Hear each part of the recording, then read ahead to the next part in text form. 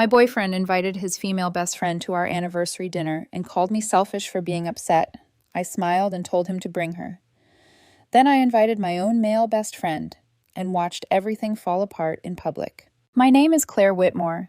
I'm 28 years old, and for 3 years, I honestly believed I was building a future with my boyfriend, Mason. From the outside, we looked like a normal couple. We shared an apartment, split errands, argued about laundry, ordered from the same takeout places every Friday, and spent most weekends exactly the way couples are supposed to. Nothing about our relationship looked unusual until people spent enough time around us to notice one thing. Tessa, Mason's best friend. At first, I tried very hard to be reasonable about her. I wasn't someone who believed men and women couldn't be friends. My own best friend, Noah, had been part of my life since high school. There had never been anything romantic between us. No weird history, no unresolved feelings. He was simply one of the people I trusted most. That's why I kept giving Mason the benefit of the doubt. But the longer we dated, the harder that became. Tessa seemed to have a permanent pass into every part of his life. Her texts arrived at all hours. If we were watching a movie, his phone would light up. If we were eating dinner, his phone would light up. If we were in the middle of a conversation, his phone would light up. One night we were cooking together when a notification appeared on the kitchen counter. "Good morning, handsome." It was 7 in the evening. I looked at the screen, then at Mason. He laughed and grabbed his phone. "She calls everybody that." I raised an eyebrow. "Everybody?" "Claire, don't start." That became a familiar phrase. Any concern I raised somehow turned into me creating a problem. Meanwhile, Tessa kept finding ways to insert herself into our relationship. Sometimes she would stop by the apartment while I was still at work. Other times she would call because she was upset about a date, an argument, a coworker, a family problem, or some new crisis that somehow required Mason's immediate attention. There was always something, and Mason was always available. The comments bothered me almost as much. At a barbecue, she looked me up and down and said, "Mason always ends up with practical women." Everyone laughed awkwardly. Later, she told me, "I'm glad he found someone stable." Stable. She said it like it was a compliment, but somehow it never sounded like one. When I brought it up afterward, Mason reacted exactly the way he always did.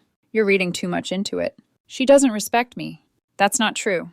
"Then why does she keep acting like I'm temporary?" Mason let out a long sigh. "She's been in my life longer than you have." That sentence showed up again and again over the next year. Whenever I complained about a boundary, whenever I pointed out something inappropriate, whenever I asked him to consider my feelings, the answer was always some version of the same thing. "She's my best friend.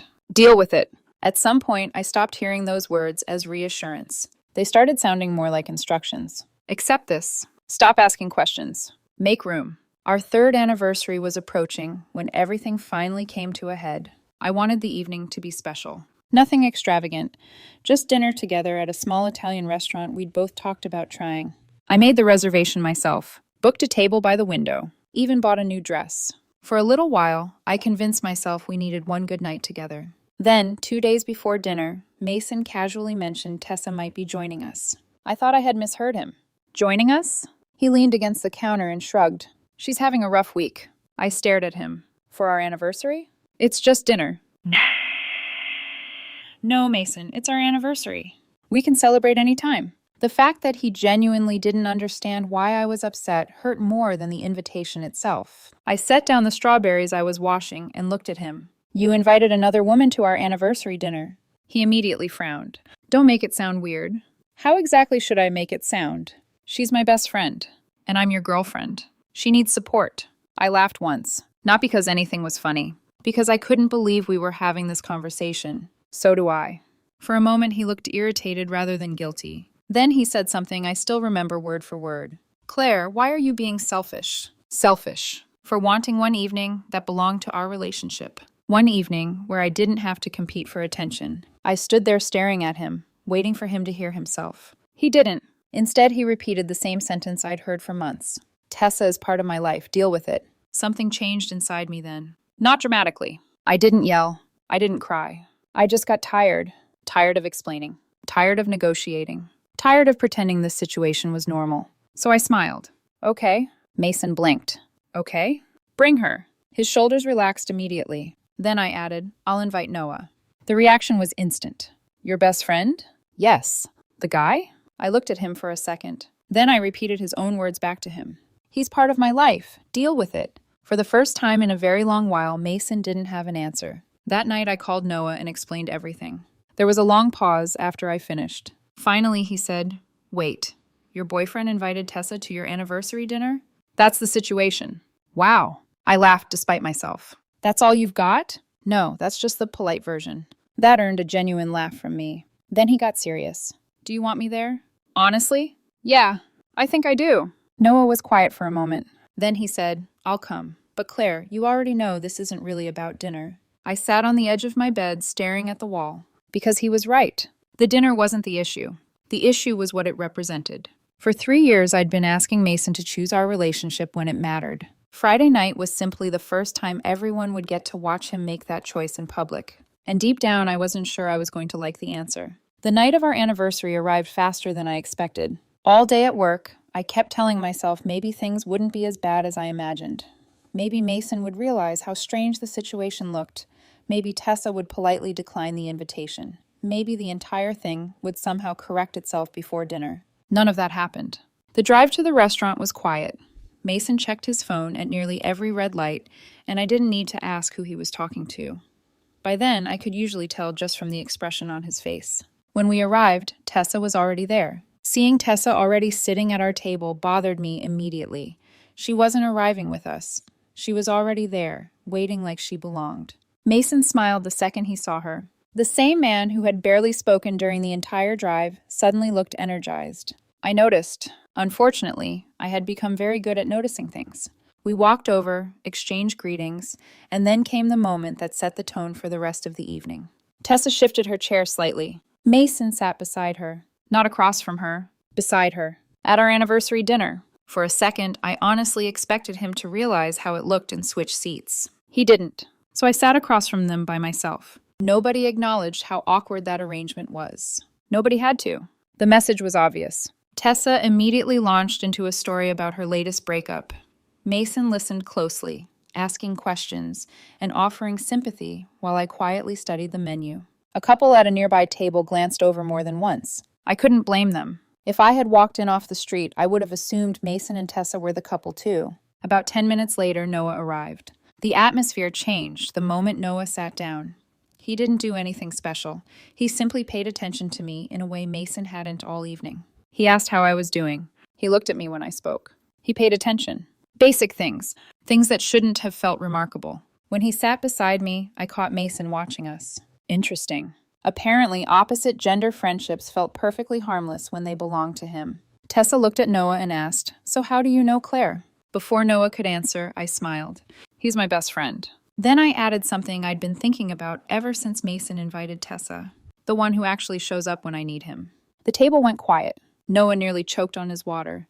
Tessa's smile disappeared. Mason stared at me. What is that supposed to mean? I kept my voice calm. It means exactly what it sounds like. His face tightened immediately. Mason looked uncomfortable the moment I stopped raising my voice and started speaking plainly. Calm means you've already spent weeks thinking about what you're going to say. Mason leaned forward. Claire.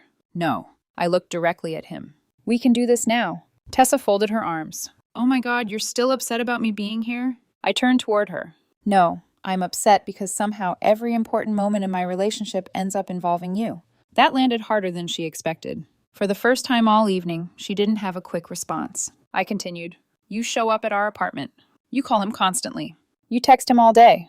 And now you're at our anniversary dinner. Mason immediately jumped in. You're making this sound worse than it is. I laughed. A short laugh. The kind people make when they hear something absurd. Am I? Neither of them answered. Because none of the things I said were untrue. The conversation spiraled from there. Months of frustration started pouring out. I talked about the boundaries I'd tried to set, the conversations we'd already had, the way every concern somehow became my fault. Across the table, Mason looked increasingly uncomfortable. Not angry, uncomfortable. And that mattered, because angry people think they're right. Uncomfortable people are usually recognizing something they'd rather avoid. Then Tessa made a mistake. She laughed. Not because anything was funny, because she genuinely seemed convinced I was overreacting. You're jealous. I stared at her for a second. Then shook my head. No. Then what? I'm tired. That answer surprised all three of them, including me, because it was true. I wasn't jealous. I was exhausted. Exhausted from explaining the same thing over and over again. Exhausted from being told I was imagining things. Exhausted from constantly being asked to make room for someone who wasn't supposed to be part of my relationship in the first place. Then Noah spoke. Up until that point, he'd mostly stayed out of it. But he'd been listening, watching, paying attention. And unlike everyone else at the table, he wasn't emotionally invested in protecting Mason. I don't think she's jealous. Tessa rolled her eyes. Nobody asked you. No, he nodded. That's true. Then he took a sip of water before continuing. But if I texted Claire, "Good morning, beautiful," every day, showed up at her apartment while Mason wasn't home, and came to your anniversary dinner, I don't think you'd be calling him insecure. The table froze. Mason looked at Noah, then at me, then back at Noah. I could practically see the realization starting to form. Not fully.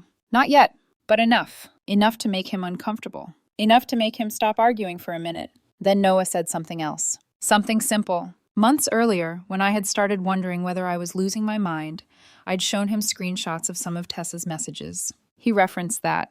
I've seen some of the texts. The color immediately drained from Tessa's face. What texts? Mason asked. His voice sounded different now. More cautious. More serious. Nobody answered right away. I looked at Noah. Noah looked at me. I nodded. I was tired of protecting everyone else's comfort. So Noah told the truth. Not every detail. Just enough. Enough about the constant flirting. Enough about the emotional dependence. Enough about the way Tessa seemed to expect access to Mason at any hour of the day. Enough to force the conversation into the open. The argument exploded after that. Voices overlapped. People interrupted each other. The waiter walked by twice, clearly wondering whether he should be concerned. At one point, Tessa stood up and grabbed her purse. I don't need this. Then she looked directly at Mason. Are you coming? The entire table went quiet. Because suddenly none of the previous arguments mattered. Only that question did. I watched Mason carefully. Not because I needed him to choose me. Because I wanted to see how quickly he made the decision. The answer came almost immediately. He stood up. What hurt wasn't that he followed her. It was how quickly he made the decision. For years, I had adjusted my expectations to keep the peace. The first time I stopped doing that, he followed the person causing the problem. That told me everything I needed to know. Before leaving, Mason looked at me.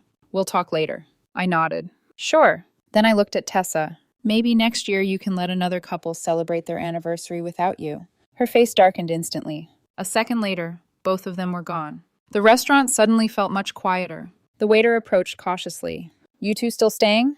I looked at Noah. He shrugged. We already came all this way. That finally made me laugh. A real laugh. The first one I'd had all evening. So we stayed. We ordered dinner. We talked about normal things for a while. Work. Movies, vacation plans, anything except Mason. It felt surprisingly good. Eventually, the conversation drifted back, but by then my anger had mostly faded. In its place was something else. Clarity. Not the kind that arrives all at once. The kind that slowly settles in when you're forced to stop making excuses for someone. By the time Noah walked me to my car later that night, I already knew the anniversary dinner hadn't damaged my relationship. It had exposed it. And when I got home, things became even harder to ignore. When I got back to the apartment that night, Mason wasn't there. At first, I thought maybe he was driving around somewhere trying to cool off. Maybe he was replaying the dinner in his head. Maybe he was finally seeing the situation the way everyone else had seen it. Instead, I walked into a dark apartment and found a text message waiting for me. I'm staying with Tessa tonight. We both need space. I stared at the screen for a few seconds and laughed under my breath. I laughed under my breath because the message felt exactly like something Mason would do. If someone had asked me where Mason would go after an argument that involved me and Tessa, I could have answered without thinking. Not to his girlfriend. Not to our relationship. To Tessa, the woman who was supposedly never the issue. I didn't respond. There didn't seem to be much left to say. The next morning, I woke up to a flood of messages. None of them were apologies. None of them asked how I was doing. Most were about how embarrassed Mason felt, how unfair the dinner had been, and how Noah had crossed a line. By the 10th message, I stopped reading carefully. Every text sounded like a different version of the same argument. Then I reached the last one. Tessa thinks you owe both of us an apology. I read that twice, then once more. Tessa, the woman who had spent years inserting herself into my relationship. The woman currently hosting my boyfriend overnight. Apparently she wanted an apology too. I set my phone down and sent one short response. When you're ready to talk honestly about boundaries, let me know. That was it. Then I muted the conversation. The silence lasted most of the day. I went to work, sat through meetings, answered emails, and tried to focus on anything except my personal life. Around 6 that evening, I got home and opened the apartment door. Mason was standing in the living room. Tessa was standing beside him. For a second, I honestly wondered if I'd walked into the wrong apartment. The two of them looked like they had rehearsed something. Mason looked tense. Tessa looked annoyed. Neither looked remotely concerned about how inappropriate the situation was. I set my bag down. Nobody spoke. Finally, Tessa broke the silence. "We need to clear the air." I almost laughed. The confidence was unbelievable. I looked directly at Mason, then at her, then back at Mason. "Tessa needs to leave." Mason rubbed the back of his neck. "Claire?" "No." I kept my voice calm. "If we're discussing our relationship, she leaves." Tessa folded her arms. "Why?" That single word told me more than anything else. She genuinely believed she belonged there, that she had some role in this conversation, that she had earned a seat at a table that was never hers. I looked at Mason. "Tell her to go."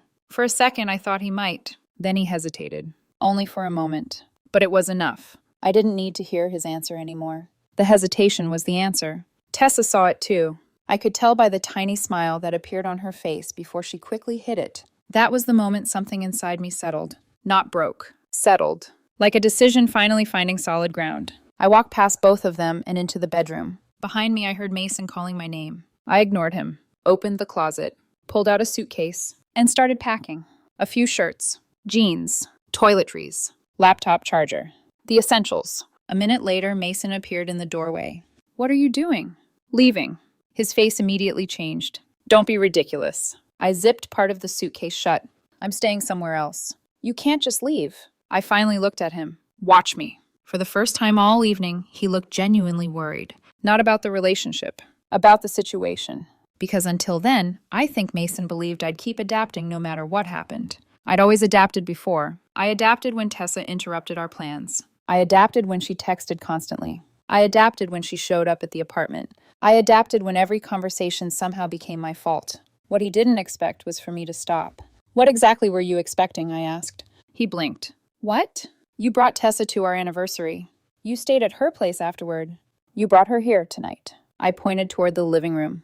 "And now she's standing out there waiting for us to solve our relationship problems in front of her." He opened his mouth, then closed it again. Nothing came out, because there wasn't a reasonable explanation. From the living room, Tessa called out, "Maybe everybody should calm down." I looked toward the doorway, then back at Mason. "You hear that?" He said nothing. That's the problem. His expression tightened. I picked up my suitcase. "Mason, your relationship has had 3 people in it for a long time." That finally landed. I could see it in his face. Just for a second.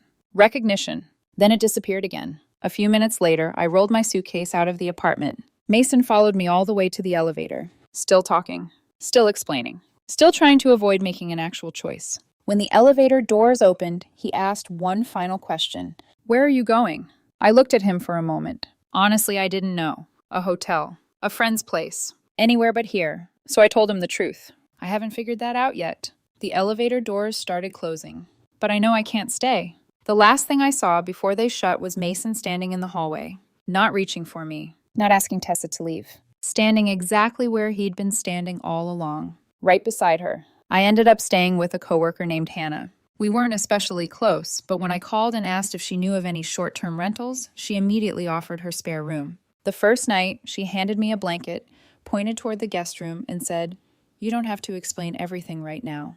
That was it. No interrogation. No relationship advice. No attempt to solve my life. Just a place to sleep. By that point, it felt like the kindest thing anyone had done for me in weeks. The next few days passed in a blur. I went to work, came back to Hannah's apartment, answered texts when I had to, ignored them when I didn't. Mason kept reaching out.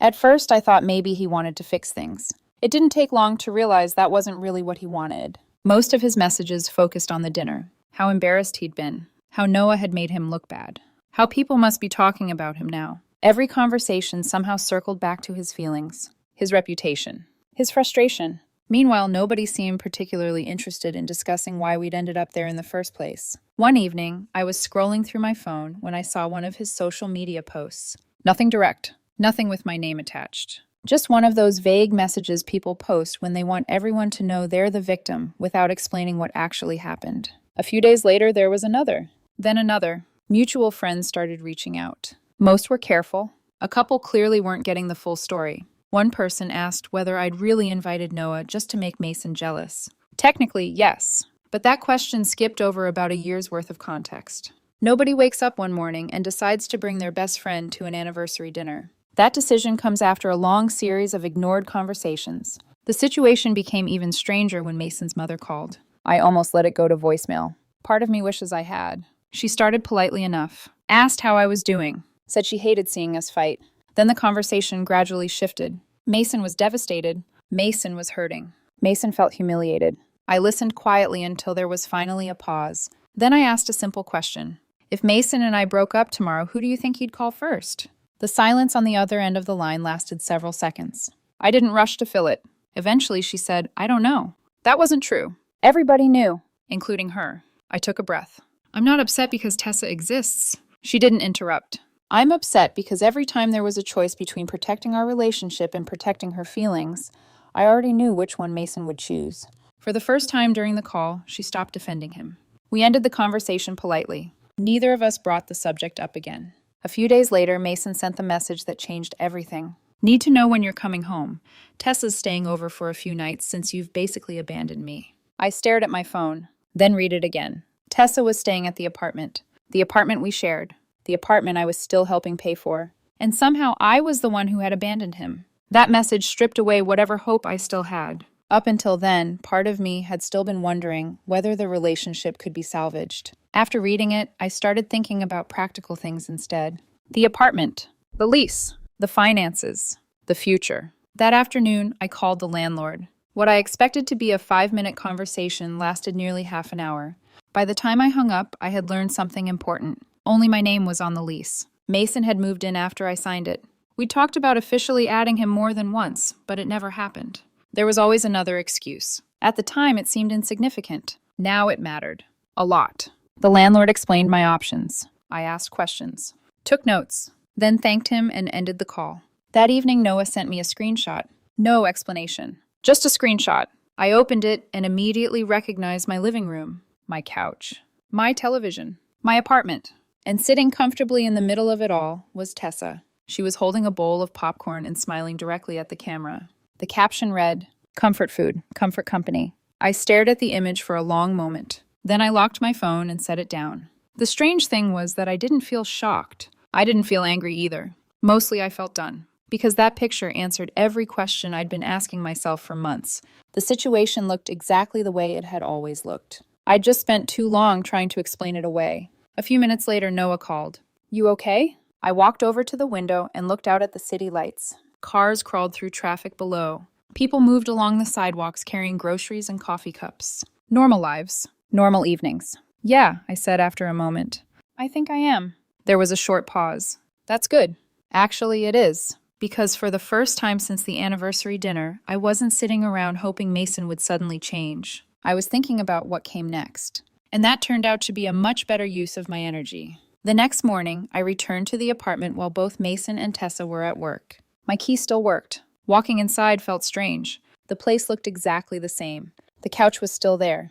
The kitchen looked the same. The pictures on the wall hadn't moved. But the apartment no longer felt like home. It felt like somewhere I'd already left. I started packing the things that mattered. Documents, electronics, clothes, personal items, anything that would be difficult to replace. As I worked, I took photos of every room. Not because I expected a disaster, because I preferred being prepared. When everything was finished, I sat at the kitchen table and wrote a short letter. No accusations, no emotional speeches, just facts. I explained that I would continue meeting my obligations through the end of the lease. I explained that I would not be renewing it, and I made it clear that our living arrangement was over. Then I left the letter on the counter and walked out. Less than an hour later, my phone started ringing. Mason. I let it go to voicemail. Then he called again, and again, and again. By the 5th call, he left a message. "Claire, please call me. We need to talk." I listened to it once, then deleted it, because we'd already spent years talking. The problem was never a lack of conversation.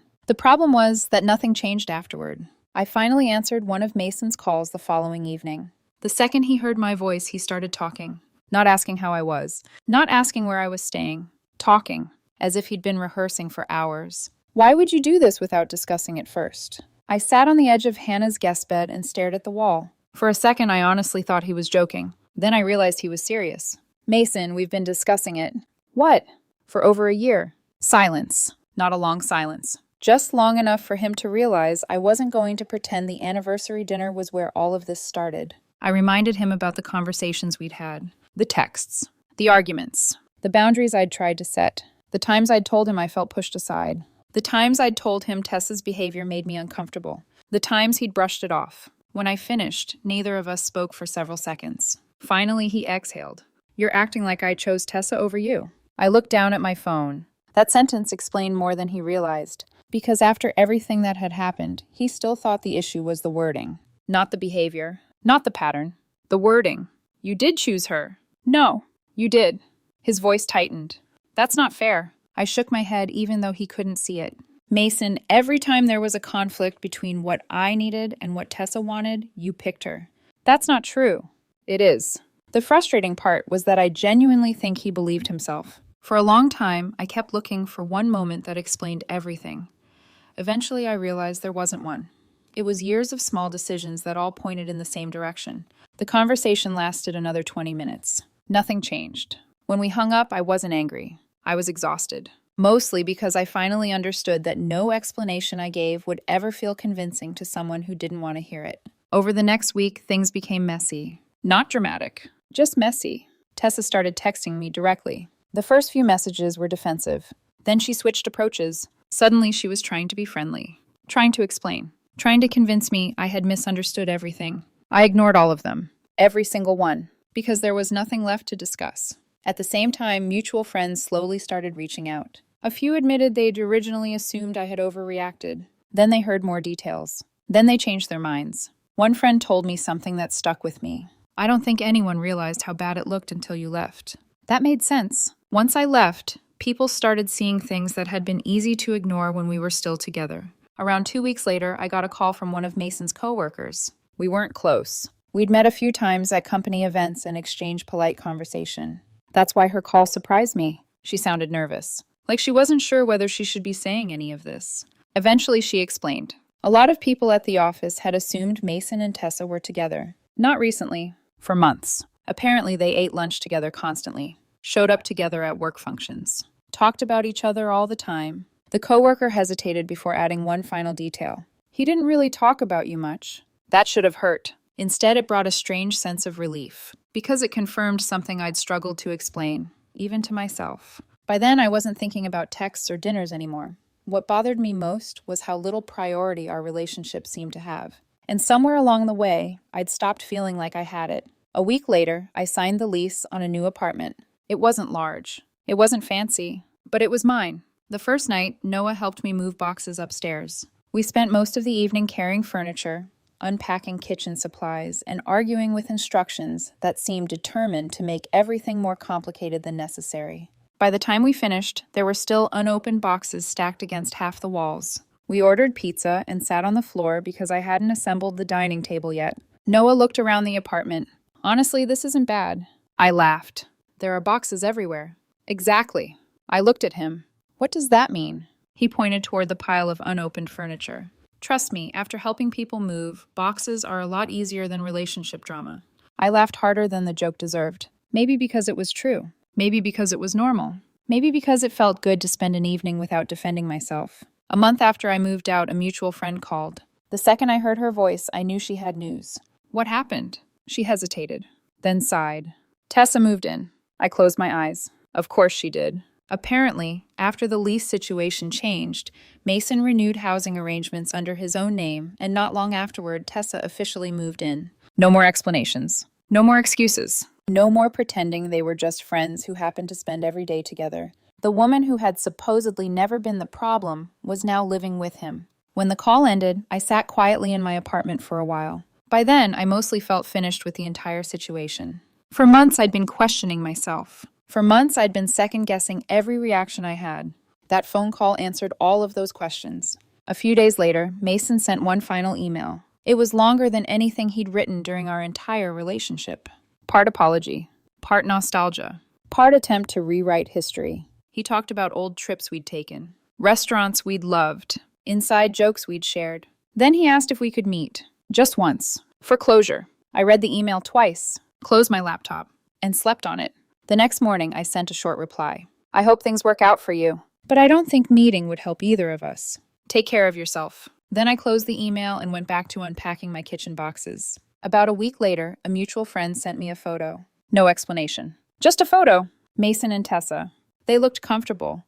Comfortable enough that nobody would have believed they'd spent years insisting nothing was going on. Less than 2 months after everything ended, I looked at it for a few seconds. Then I locked my phone and slid it across the counter. I used to think closure came from one final conversation, an apology, some big realization. Turns out that picture was enough. Life didn't magically become perfect after that. I think that's something people misunderstand about breakups. You don't wake up this next morning feeling free and healed and completely over everything. At least I didn't. For a while, life just felt different, quieter. There were moments when I'd reach for my phone because something funny happened at work, only to remember Mason wasn't the person I wanted to tell anymore.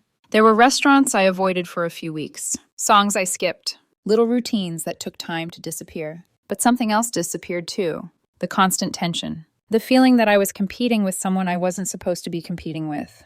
The feeling that every concern I raised would somehow become my fault. I hadn't noticed how heavy that had become until it was gone. A few months passed. Work stayed busy. My apartment slowly started looking less like a storage unit and more like a home. The boxes disappeared one at a time. Pictures went on the walls. Furniture found permanent places. Life moved forward in small, ordinary ways. One Saturday afternoon, I was putting together a bookshelf when Noah stopped by. He took one look in the instruction manual and laughed. That thing looks impossible.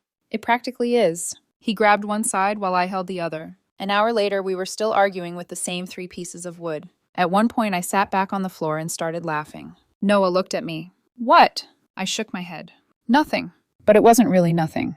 Because halfway through building that bookshelf, I realized I hadn't thought about Mason all day.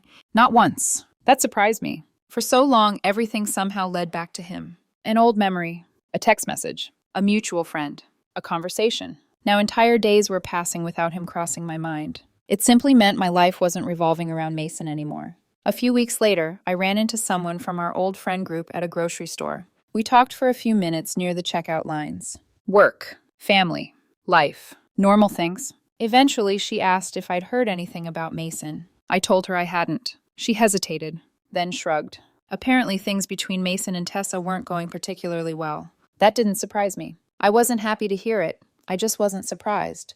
The problems in their relationship sounded a lot like the ones I'd already lived through. The issues were already there.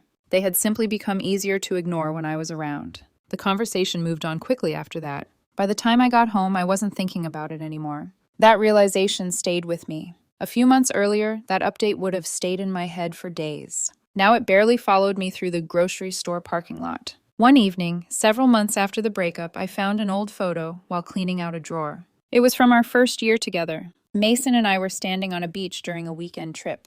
We looked happy. And honestly, I think we were. For a while. I sat there looking at the picture longer than I expected. Then I smiled and put it back in the box.